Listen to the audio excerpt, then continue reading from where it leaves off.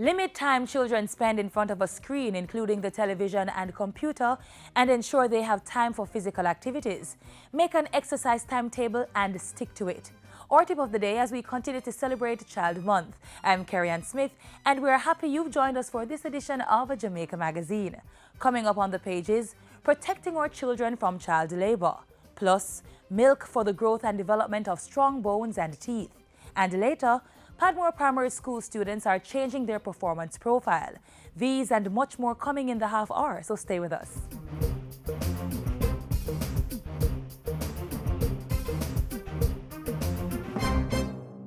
For health's sake, keep it clean. For health's sake, clean up every gully, every school, every house, every lane. Labor Day 2016. For health's sake, keep it clean. Join the cleanup efforts in your community on Labor Day and help to keep the mosquitoes away. Over 1 million people die each year from mosquito-borne diseases worldwide. So destroy all mosquitoes in the gullies, drains, and around your homes. Let's clean up our public spaces and beautify our environment. Register your projects now. Call 978-7654 or email laborday@mcges.gov.jm. Keep it clean. Our children need our care and protection, which will allow them to reach their full potential in a safe and nurturing environment. Now, when I say protection, I'm referring to abuse that includes child labor. What's that? Find out more in this feature.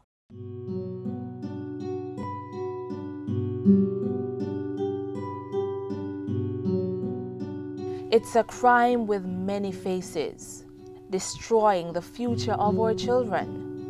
From the handcart or market boys to those working on the farms or at the fishing village, drug mules, prostitutes or nightclub dancers to street boys wiping windscreens, child labor takes many different forms, which all amount to one thing. Activities that would deprive them of their educational opportunities. It would either cause them to leave school prematurely, or they would be forced to combine both school and work. Putting our children to work is illegal and should never be allowed. Jamaica has joined forces with other countries to prevent and stop this abuse. The Child Labor Unit in the Ministry of Labor and Social Security plays an integral role in addressing issues of child labor. Its main focus? Preventing the engagement of children in work or activities that adversely affect their development. What we would consider to be unacceptable work. Any process or any work that is morally, physically, psychologically harmful to the child.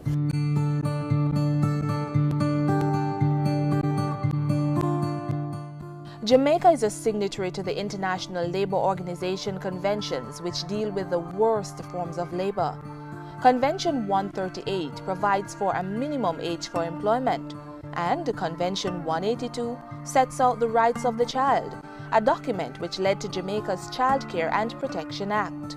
Subsequently, we have had several more pieces of legislation which undergirds and addresses more directly some of the issues that we would consider to be the worst forms of child labor, which would be commercial sexual exploitation and the general sexual exploitation of our children.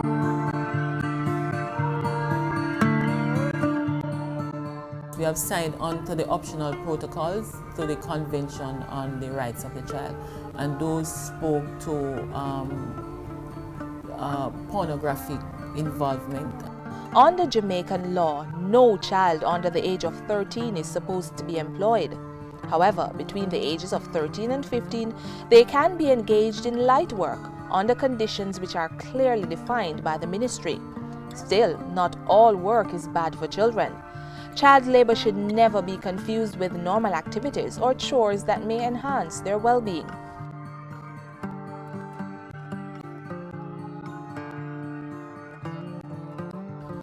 A 2002 survey showed that approximately 16,000 children were engaged in some form of economic activity. Recent inspections revealed a decline in that number, but ministry officials say there is no room for complacency. Constant monitoring, both by the authorities and the general public, is essential. Enforcing the law is critical.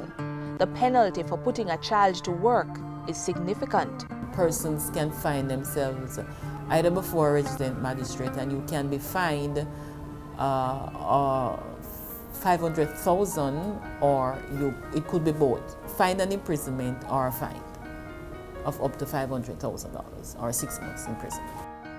Labor inspectors in the ministry's child labor unit are constantly in the field, monitoring to ensure employers abide by the rules. Keeping children in school and out of the working environment is everybody's business. Currently, there are national programs such as the expanded social safety net to help parents keep their children in the classroom. And that's exactly where they belong, not on the streets or in factories in harm's way. Indeed, it takes a village to raise a child. So let's be our brother's keeper and help stamp out child labor. How? When you identify a child that is obviously in a place where they're not supposed to be, that we take the responsibility to inquire, why are you here? If you see a child that is not attending school on a regular basis, they're somewhere else when they're supposed to be in school, it should raise a red flag that I probably should try and find out. And if you can confirm, not necessarily, but report to the relevant authorities, that the necessary intervention can be undertaken.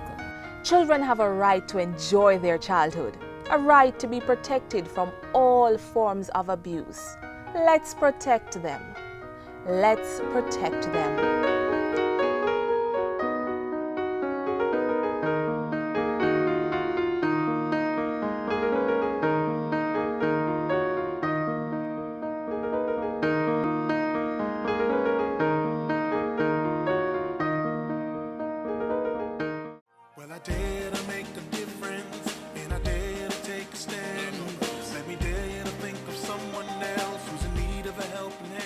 The Office of the Children's Advocate is very aware that we have some parents who get particularly anxious at the start of a new school year. And so we really just wanted to share with you a few tips that you can utilize to help keep your children, especially the very young ones who are going out for the first time, nice and safe from sexual abuse. Parents need to recognize that the private parts, as we call them, or the genitalia, are regular parts of the body. And so in teaching your children about the forehead and the nose and the hand, you can also teach them the names of these body parts, because that does two things. It puts them in a position to speak about these parts when something is going wrong, and it also tells them that even though they're private parts, it's not too private to talk about, particularly with a parent.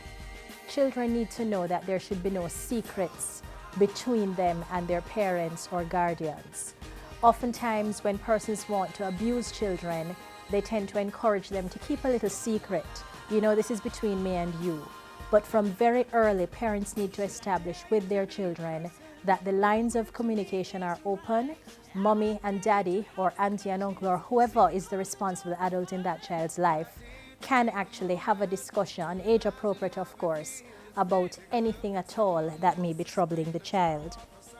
The third tip is that parents need to cultivate throughout the child's lifespan that environment whereby the child feels comfortable to speak.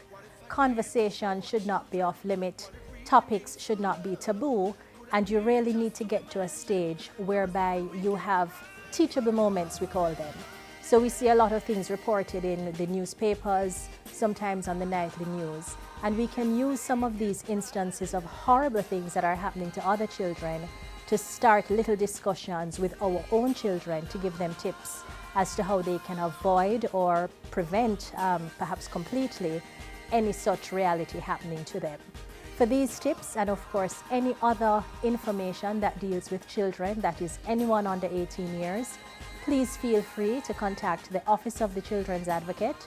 We're at 72 Harbour Street, downtown Kingston, and our numbers are 948-1134, or website www.oca.gov.jm.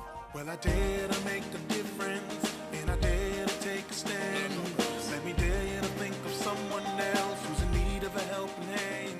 But if I dare...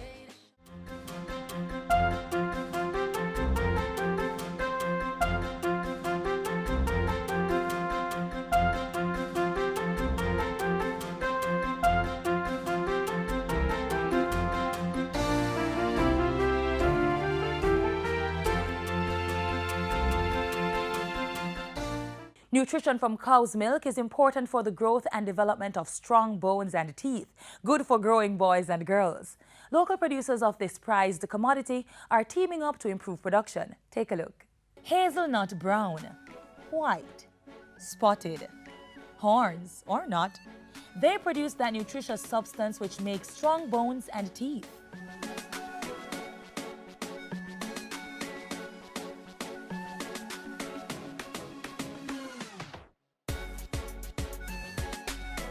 There is a drive on to have Jamaicans drinking more local cow's milk. For the last few decades, the consumption of Jamaica's cow's milk has declined significantly. The annual production of local milk has dropped from 600 farmers producing 38.8 million litres in 1992 to less than 200 farmers supplying approximately 12 million litres in 2015. At the same time, the consumption of milk and milk substitutes account for more than 60 million litres annually, 90% of it imported. At what point we were able to say, but I don't think it was really a glut. It was the importation of the cheap milk powder. The milk powder doesn't have to be refrigerated. They were overlooking the nutritional value of cow's milk. The decline in local milk consumption has affected several areas, causing a high import bill and a decline in employment opportunities. I experienced milk a whole cool, and I'm talking about like 300 gallons of milk. And you have to just run it down the drain like that. And when you throw the milk, you still have to pay the workers, still have to pay electricity, still have to pay all your bills. Because you can't go to nobody who tells you have to throw the milk. It also affects the cows, as the decline in consumption causes fewer milking sessions, forcing the breasts to become painful from an excess of milk. Despite the perils of the industry, there are farmers who refuse to be cowed by the appeal of cheaper imports. Oral Wallace is one such farmer who has put his life on the line to stay in the dairy business. It was started in about 1969 by my father, Mr. Rupert Wallace, and my mom, Miss Pansy Wallace. They bring it up to about the year 2000 when I took over, about 2002. The major challenge for dairy farmers, I think, is period lasting. Because at night I can't sleep. I have to be up there. They make after me 2 times, I think within about 3 months period. And they came with their guns, but I had to take cover, and afterward they were evaded. Milk industry, it's basically you have to be a lover of dairying to be in it, because the dairy industry is not an easy road. Gulping the white substance to the last sip will be a daily routine for every Jamaican if these entities have their way. 4 companies have formed a partnership to revive the island's dairy industry under what's called the Drink Real Milk campaign. The government-owned Jamaica Dairy Development Board, CB Group through its subsidiary Nutrimix, Separate Limited with its Surge Island Dairies, and Newport for San Jamaica Limited have come together to increase the production and consumption of Jamaican milk over the next 10 years. The target is to produce 20 million litres annually. The industry itself was really degenerating quite significantly. It's a cause for concern for everybody. The partners aim to overhaul the industry on 2 levels, production and consumption. The production strategy seeks to improve access to better genetic material, enhance animal health, and institute customized feeding programs and proper pasture management. The Jamaica Dairy Development Board has stepped in boldly to help in this area. The Dairy Sector Revitalization Project, flagship project or activity is the concessionary loan program, where farmers have difficulty in accessing loans at reasonable rates. So we have instituted a program where we allow farmers funds, loans through the Jamaica Dairy Development, the DBJ, Development Bank of Jamaica and its affiliates, where farmers can access loans at the rate of 5%, which is quite competitive. There's a 5 million threshold for the individual borrower, and for corporate entities, it's 10 million. The Dairy Board has also committed more than $20 million to deal with prairie larceny in partnership with the Agriculture Ministry. On the consumption side, the campaign seeks to encourage purchasing of fresh, locally produced milk to support the island's farmers, promoting the health benefits of drinking milk and sharing additional benefits of drinking cow's milk versus powdered milk. Over the past few years, milk has been a little bit quiet, and so everyone else, all the milk substitutes have been in your face and telling you, oh, you know, you should drink us instead. But the reality is there's nothing like real milk, and what we're trying to get people to understand as well is drink Jamaican real milk. Once you let the people aware of the nutritional values of it, it will go right back up. I was almost born on a farm, and from I've born, I've been drinking cow's milk, and do I look sick? Not at all. Supporting the local milk industry provides jobs, increases the country's economic wealth, and nourishes our bodies. Persons interested in entering dairy farming may contact the Jamaica Dairy Development Board at 618-7107 or 927-1731-50.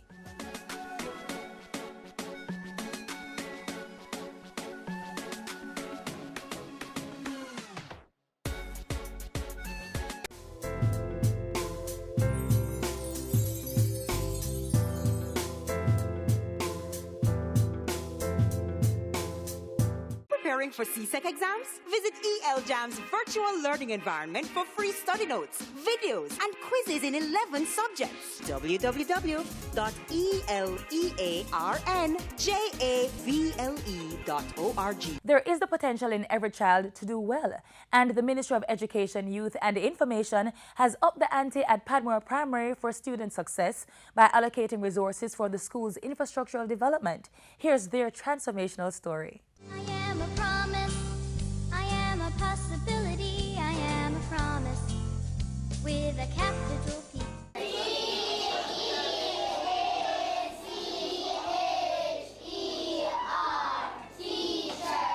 From a failure to a promise, with increased possibilities for more, is the Padmore Primary School nestled in the hills of West St. Andrew. The school, which was once considered for closure by the Education Ministry due to its then poor performance and small population, has undergone a major transformation in recent times. It's a transformation that has the school earning major academic successes and rapidly increasing enrollment numbers.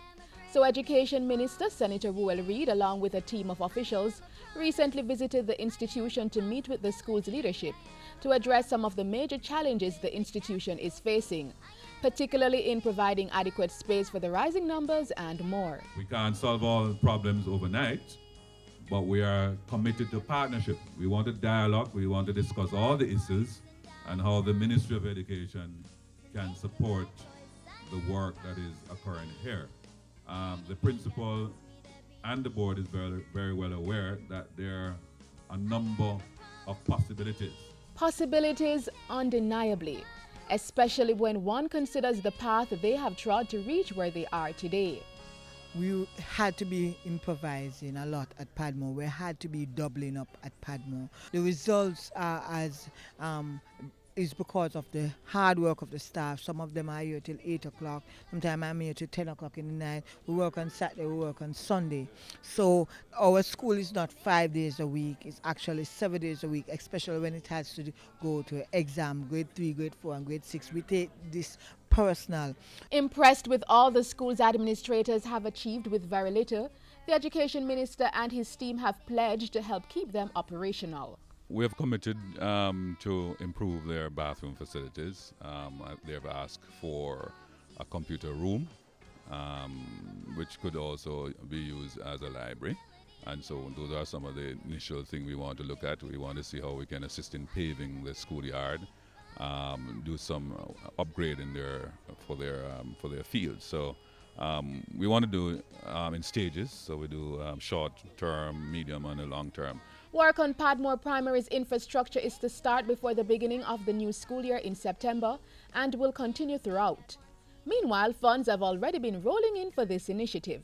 So far, we have a $3.5 million commitment. As I've said to principal, there are other private sector interests who are ready to partner, including a group out of Atlanta that Mrs. Hale will be hearing from shortly. And so I want to say to Padmore, help is on the way. Among those who've committed to help is Member of Parliament for the area, Juliet Cuthbert Flynn, who will be providing transportation support for the school students. Mrs. Hales, she said on numerous occasions to me that a lot of the students are not necessarily from this area, but they want to come to this school because it's very attractive. And so they have acquired a bus. They have one bus. And I've been speaking with her and told her that if any assistance that I can, as a member of parliament, that I will definitely make sure that she gets that assistance for the students to be able to, so that they can actually come to get to school.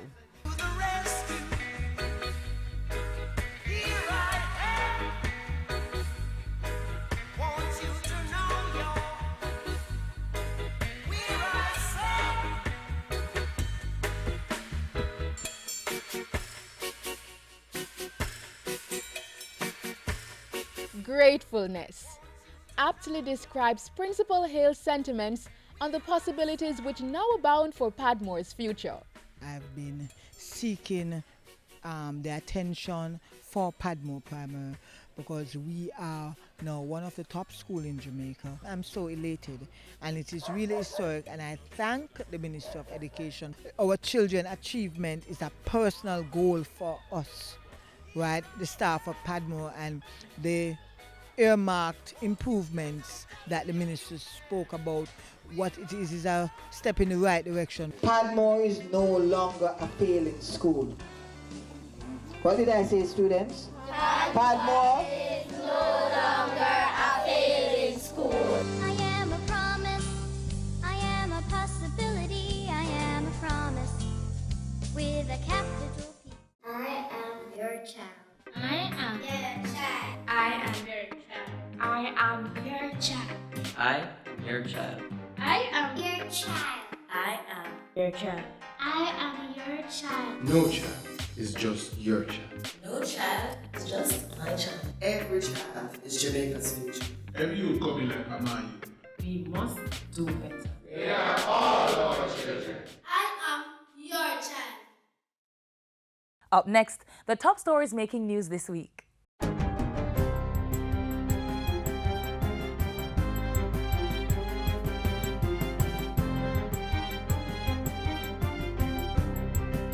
Hi there, I'm Simone Wolf with your JIS News of the Week. Prime Minister Andrew Holness and World Bank Vice President Jorge Familia this week agreed to work together on new innovative financing initiatives, including a Debt for Nature and Resilience swap and a policy-based guarantee. A new project will also be developed to support credit to small and medium enterprises. This was revealed in a joint statement following wide-ranging discussions between the Prime Minister and World Bank Vice President, who were attending the 46th annual meeting of the Caribbean Development Bank in Montego Bay. While addressing the opening of the CDB meeting, the Prime Minister called on the regional bank to help Caribbean countries pursue policies to reduce debt while growing the economy. While we rely on foreign investment for growth, we must also concentrate resources on policies that transform our domestic economies, policies that reduce public bureaucracy, reform our tax systems, promote economic efficiency, and broaden access to finance, and ensure financial inclusion. The Jamaican and Mexican Foreign Affairs ministers signed an agreement on the avoidance of double taxation and the prevention of fiscal evasion this week to prevent double taxation of the same income in both countries. It was signed in Mexico City, where Minister Camina Johnson-Smith had led a delegation to the 8th Mexico-Jamaica Binational Commission from May 17 to 18. She also signed an MOU on the establishment of a Mexican chair at the University of the West Indies and the renewal of the collaboration agreement between the National Autonomous University of Mexico and the UWI. The Ministry of Health is offering free yellow fever vaccination to Jamaican athletes, their management team, and their families who will be traveling to Brazil for the upcoming Summer Olympics. Other persons intending to travel to the South American country are being advised to get vaccinated. The advisory also applies to persons traveling to Angola, Peru, China, Kenya, the Congo, or any other yellow fever affected areas. Jamaica, like several other countries, requires proof of vaccination from travelers coming from yellow fever endemic countries, as well as those currently experiencing active transmission. Travelers are not allowed to enter the country without this vaccination certificate, and as a result, the ministry says it recently detained some Chinese nationals at the Sangster International Airport for failure to show proof of their yellow fever vaccination. Locally, yellow fever vaccines are available and administered at the Comprehensive Health Center in Kingston and the Montego Bay Type 5 Health Center in St. James on a schedule. In response to concerns about government's new tuition-free policy, Education Minister Senator Ruel Reid has asserted that the administration will not defund high schools. We will ensure instead that all schools are adequately funded in order to carry out their functions to educate the nation's children. This is why we've asked each school to provide us with its individual budget in order to accurately determine the level of funding required. The ministers with responsibility for housing and local government toured the Tivoli Gardens and Denham Town communities recently and announced that steps would be taken to rehabilitate those and other West Kingston communities. All the buildings here in the region, all the infrastructure is about 50 years old, which many of them have reached what they call the engineering life. This is not acceptable in any community, and any community that have this kind of infrastructure, the government have to look at how we can bring about some improvement. West Kingston farms are part of the commercial life of Jamaica, and the improvement to the physical infrastructure of the area will also improve the social conditions of the people who live in the area. And finally, Senior Advisor to the Minister of Culture, Gender, Entertainment and Sport, Lenford Salmon, says all systems are set for Labor Day activities next Monday, May 23. He is encouraging Jamaicans to participate in the cleanup activities as the nation seeks to stem the breeding of mosquitoes and the rise of mosquito-borne diseases. It's not a beach day, or even if you plan to go to the beach, give us some hours of labor before you head off to the beach. We really want to make that call. And particularly because of what the focus is this year, it affects all of us. Every single one of us is susceptible. So let us make our own contribution, put in our own effort for this cleanup campaign. A free Labor Day concert to close off the day will be held at the Emancipation Park from 8 p.m. to 10 p.m. This will also be broadcast live on a number of television stations. And those were some of the stories making news this week. I'm Simone Wolf.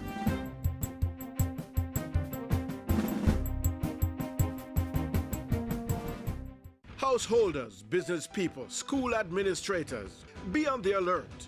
Help control the mosquito population. Destroy breeding sites. Empty old tires and all other containers where water can settle.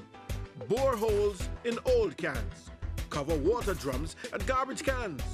Wash flower pots and vases and clean pet dishes regularly.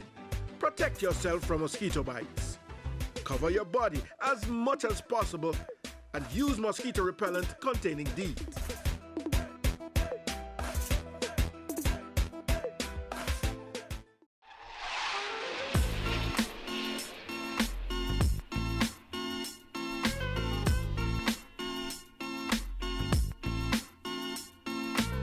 And this is where our enlightening half-hour journey ends for today's edition of Jamaica Magazine.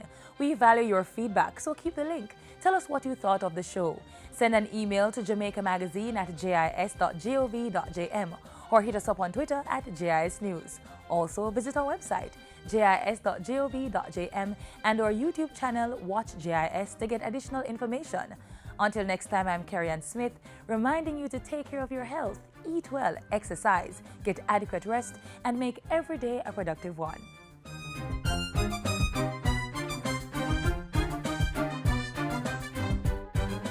This has been a production of the Jamaica Information Service, the voice of Jamaica.